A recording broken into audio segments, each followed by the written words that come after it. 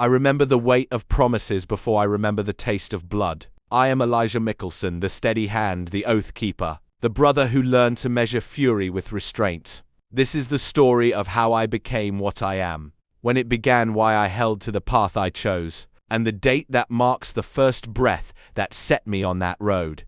I was born on the 5th of March 970 in a house of low fires and high expectations. My mother taught me the old prayers. My father taught me the geometry of honor. From the first I learned to listen for the small things, the tremor in a voice, the shift of a foot, the quiet bargains made behind closed doors.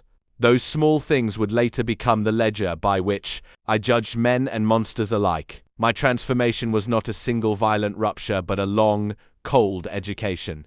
We were bound by a spell meant to save us, and in that saving we were remade. I remember the first night the world sharpened into hunger and speed.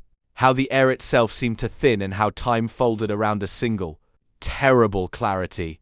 I kept my vows then, as I keep them now, to protect my family, to hold the line between what we were and what we might become. Immortality taught me patience. It taught me how to wait until the right moment to act. Why did I choose the path I did? Because I believed in order when the world offered only chaos.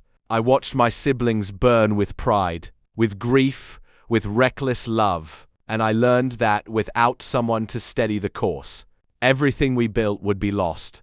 I became the anchor not out of a hunger for power but out of a fear of loss, a fear that sharpened into duty. I would be the hand that steadied the blade, the voice that reminded us of our names when the world tried to strip them away.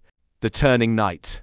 There is a night I return to often, a moonless sky, the hush of a house that knows its own secrets. My mother's spell took hold and the world rearranged itself. I felt strength like a new language in my limbs and a sorrow like an old song in my chest. The first time I looked upon my reflection and did not recognize the man who had once been. I made a promise to myself and to my blood that I would not let immortality erode the principles that made us human. I keep my birthday as a quiet compass. 5. March 970. It reminds me that I was once a son before I became a legend, that I once feared the dark for reasons that had nothing to do with power.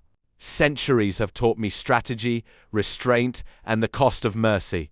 I have brokered peace and waged war. I have loved and been betrayed.